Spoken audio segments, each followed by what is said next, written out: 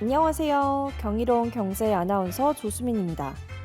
많은 이들에게 경제에 관해 물으면 대부분 어렵고 복잡한 것이라고 대답할 텐데요.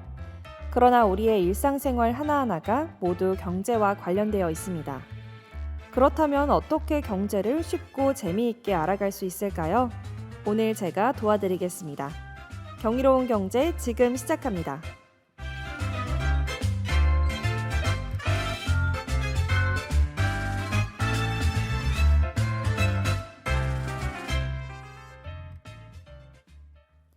보통 명절에 일하면 평소보다 돈을 더 많이 주는데요.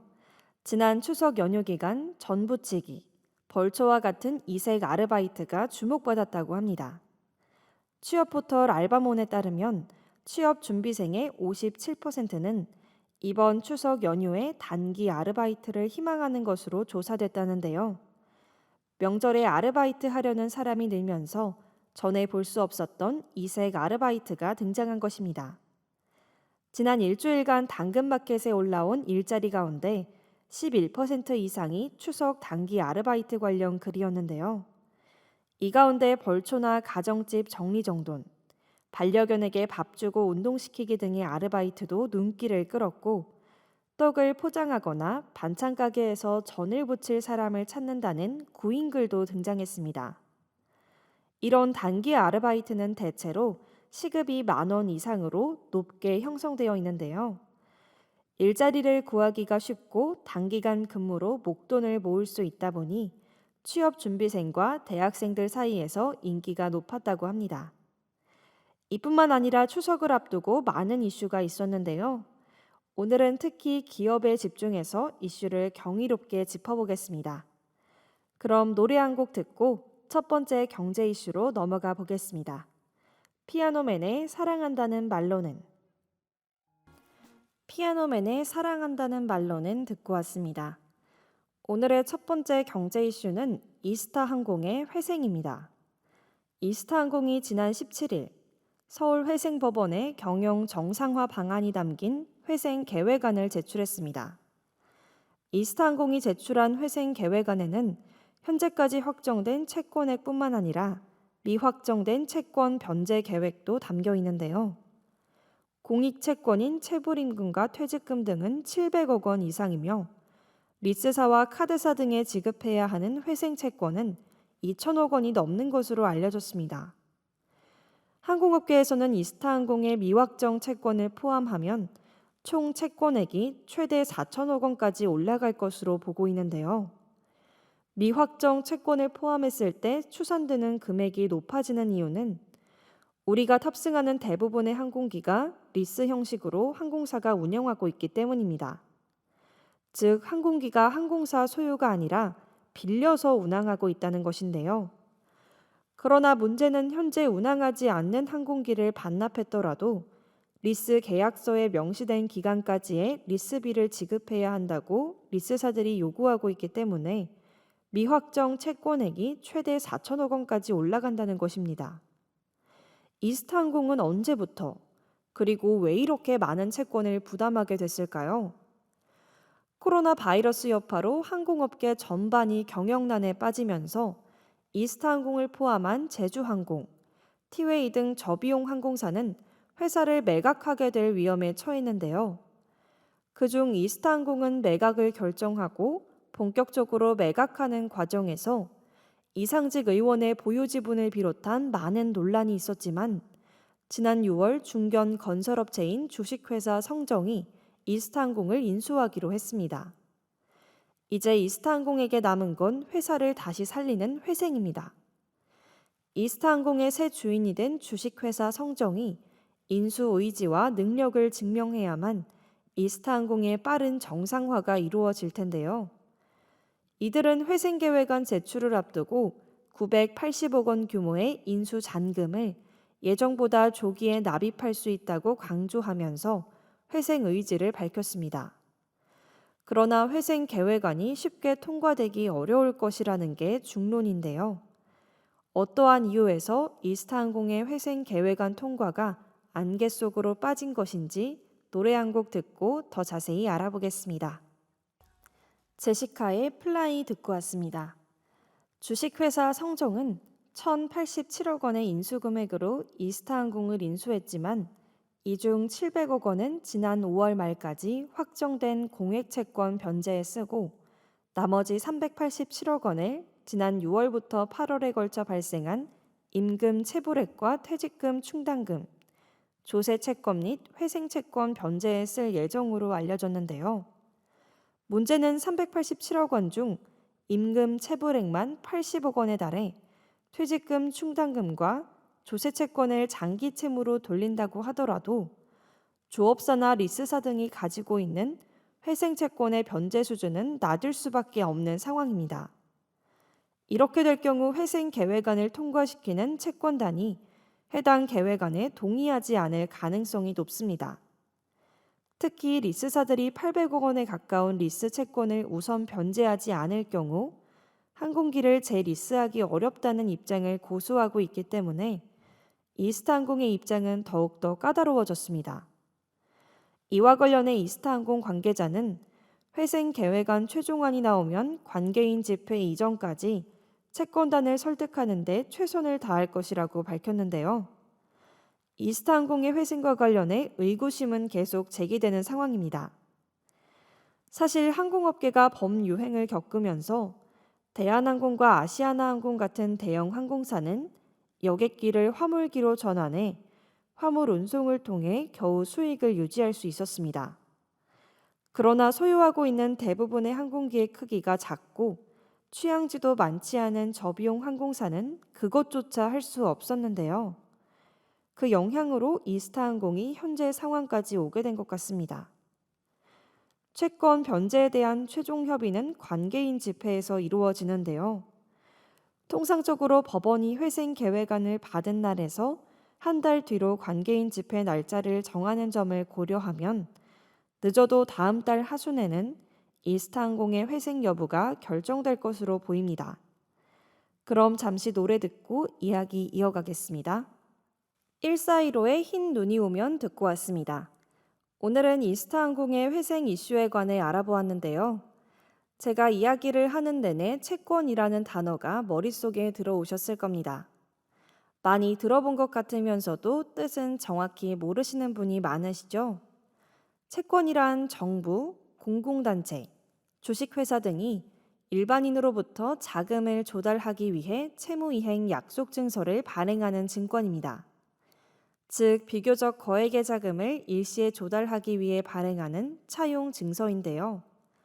채권의 가장 큰 특징은 상환 기한이 정해져 있는 기한부 증권이며 이자가 확정된 확정이자부 증권이라는 것입니다. 채권은 대규모 자금 조달 수단이라는 점에서 우리가 아는 주식과 유사한 점을 갖고 있는데요. 그러나 채권은 외부에서 차입한 타인 자본이며 의사 결정권의 행사에 의한 경영 참가권이 없다는 점이 주식과 다른 점입니다. 주식은 자기 자본이며 증권 소유자가 주주로서 의사 결정권의 행사에 의한 경영 참가권이 있기 때문입니다. 채권에 관해 재미있는 점은 공급과 수요인데요. 채권의 공급은 일정한 계획에 따라 이루어지는 반면에 채권의 수요는 가격에 따라 탄력적으로 변하게 됩니다. 채권의 가격이 만기, 발행 주체의 지급불능 위험과 같은 내부적 요인뿐만 아니라 시중 금리, 경제 상황과 같은 외부적 요인 등에 의해 결정되며 수시로 변하기 때문입니다. 이러한 특성 때문에 이스타항공이 제시간 내에 채권을 갚을 수 있는지가 회생 계획안 통과에 있어 관건이었던 것입니다. 그러면 여기서 노래 듣고 두 번째 경제 이슈 이어가겠습니다.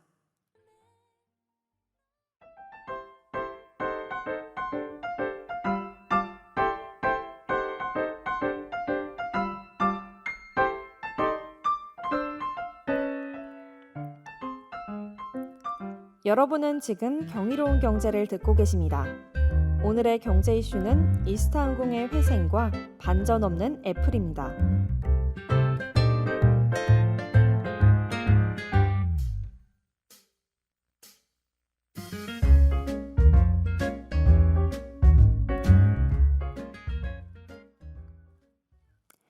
오늘의 두 번째 경제 이슈는 반전 없는 애플입니다. 애플이 캘리포니아 현지 시각으로 지난 14일 온라인으로 아이폰 13 4종을 공개했습니다. 카메라, 디스플레이, 애플리케이션 프로세서 등에서 아이폰 13 미니, 아이폰 13의 일반 모델과 아이폰 13 프로, 아이폰 13 프로 맥스의 프로 모델 간의 사양 차이를 둔 것이 이번 출시의 특징입니다. 애플이 내세운 점은 아이폰 13 시리즈에 자체 설계한 A15 바이오닉을 탑재한 것인데요. 같은 A15 바이오닉이지만 일반 모델에는 그래픽 처리 장치에 4개, 프로 모델에는 5개의 코어가 탑재됩니다. 이처럼 애플이 아이폰에 들어가는 AP 사양 차이를 둔 건 이번이 처음인데요. 이번 A15 칩세트를 설명하며 그 어느 때보다 경쟁사와의 비교 수치를 노골적으로 강조했습니다. 일반 모델은 경쟁사보다 30%, 프로 모델은 50%나 그래픽 성능이 우수하다고 설명했습니다. 다만 경쟁사의 어느 칩세트인지는 말해주지 않았기 때문에 애매한 부분이 될 수 있는데요. 애플이 강력하게 내세운 AP 사양의 차이는 프로에만 탑재된 카메라 기능 때문으로 보입니다. 아이폰 13 프로와 프로 맥스에는 영화나 방송에서 많이 사용되는 프로레스 코덱을 지원합니다. 일상뿐 아니라 전문가용으로 사용해도 손색 없는 성능을 구현하기 위해 일반 모델보다 프로 모델의 그래픽 관련 성능을 더 끌어올렸다는 것인데요. 프로 모델에는 3개의 카메라가 탑재됐으며 저조도 상황에서 아이폰 12 프로에 비교해 2.2배, 아이폰 12 프로 맥스보다는 1.5배 성능이 향상됐다고 설명했습니다. 그러나 애플의 발표에서 가장 흥미로웠던 점은 바로 노치였습니다. 노치란 스마트폰 화면 윗부분에 카메라와 수화기가 있는 디자인을 말하는데요. 아이폰 10부터 적용된 페이스 아이디 기술이 있는 노치 영역이 기존보다 20%더 작아진 것이 이번 아이폰 13의 특징입니다. 노치가 작아진 만큼 디스플레이 영역은 더 커졌다는 것인데요. 그런데 이 노치를 두고 삼성과 애플 간의 흥미로운 구도가 형성됐습니다. 이쯤에서 노래 한 곡 듣고 이야기 이어가 보겠습니다. 어반자카파의 목요일 밤 듣고 왔습니다. 애플의 경쟁사인 삼성은 삼성전자 미국 법인 공식 트위터 계정에 아이폰 출시 행사 시간에 맞춰 여러 의견을 게시했습니다. 가장 먼저 올라온 트윗은 대자비인 줄 알았다는 것인데요. 이는 기존 아이폰 12와 아이폰 13 시리즈가 큰 차이가 없다는 것을 표현한 것으로 보입니다. 많은 이들이 공감한 점인데요. 그중 단연 화제는 노치였습니다. 삼성은 2021년에도 노치가 있다니 라는 트윗으로 애플을 꼬집었는데요. 비록 아이폰 13에서 노치가 화면을 가리는 면적이 줄어들긴 했지만 노치 디자인의 변화는 아이폰 10부터 시작해 아이폰 12까지 무려 5세대 만에 변한 것이 믿기지 않는다는 반응입니다. 경쟁사에서는 펀치홀 디자인부터 언더 디스플레이 카메라까지 시도하는 동안 아이폰은 겨우 면적을 축소하는 것에 그쳤는데요. 이 때문에 아이폰 13은 전작보다 전반적인 개선이 이루어졌지만 큰 혁신은 없었다는 평가가 우세합니다. 뉴욕타임스는 약간 더 큰 화면, 더 빠른 속도, 더 나은 카메라를 갖춘 아이폰 13을 내놨지만 새로운 발전은 없었다고 평가했습니다. 한국은 이번에도 아이폰 13의 1차 출시국에서 제외돼 10월 8일로 출시일이 결정됐는데요. 따라서 현재 온라인상에는 아이폰 13의 사전 예약과 관련해 반응이 뜨겁습니다. 그럼 잠시 노래 듣고 오겠습니다. 그레스의 포르투갈 듣고 왔습니다. 이번 달 새로 출시된 아이폰 13은 한국에서 10월 8일부터 판매되는데요. 캘리포니아에서 만들어진 아이폰이 어떻게 한국에서 살 수 있는지 생각해 보신 적 있으신가요? 그 이유는 바로 법인 때문입니다. 삼성이 미국에 법인을 두고 있는 것처럼 애플도 한국에 법인을 두고 있는데요. 애플 코리아라는 기업입니다. 법인은 법에 따라 권리, 의무의 주체로서의 자격을 부여받은 사람이라고 명시되어 있습니다. 따라서 애플 코리아는 한국에서 애플의 이름으로 권리를 행사할 수 있는 것인데요.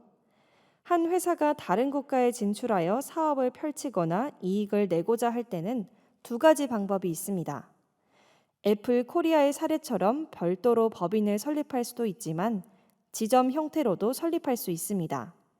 만약 지점 형태로 해외에 진출하고자 한다면 국내 회사와 연결 재무제표를 작성해야 하며 정관의 내용에 따라 지사 설립 절차가 결정되므로 국내 본사 법인의 정관도 검토해야 한다고 하는데요. 경제적 이익을 얻기 위해 회사를 더 확장하려 하는 것에는 생각보다 많은 절차와 단계가 있다는 것을 깨달았습니다.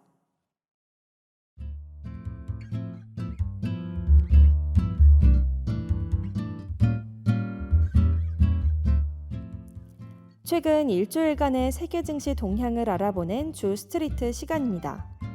지난 추석 연휴 기간 우리 증시는 문을 닫았지만 뉴욕 증시를 비롯해 해외 증시는 열렸었는데요. 미국에서 연방공개시장위원회가 열렸고 오늘 새벽 3시 결과가 발표되었는데요. 테이퍼링 일정이 예상된 수순으로 흘러갈 것 같습니다. 또 중국의 부동산 개발업체인 홍다그룹의 디폴트설이 계속 나왔었는데요. 홍다그룹의 자본이 74조 원인데 반해 부채가 5배나 많은 355조 원에 달해 지난주에 회사채 거래가 중단됐습니다. 우리나라에서는 현대중공업이 우리 증시의 상장에 변동성이 아주 컸습니다. 장 초반에는 하락하는 모습을 보이다가도 곧이어 상승하며 투자자들의 매수세가 들어온 것으로 분석됐습니다.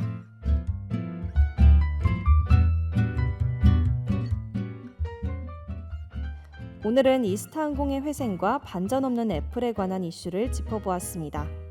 놀랍고 신기한 경제 이야기들을 제가 여러분의 곁에서 친절하게 오늘도 그리고 앞으로도 설명해 드리겠습니다. 지금까지 연출의 강정윤, 기술의 조민주, 모니터의 박정훈, 제작과 진행을 맡은 저는 조수민이었습니다. 감사합니다.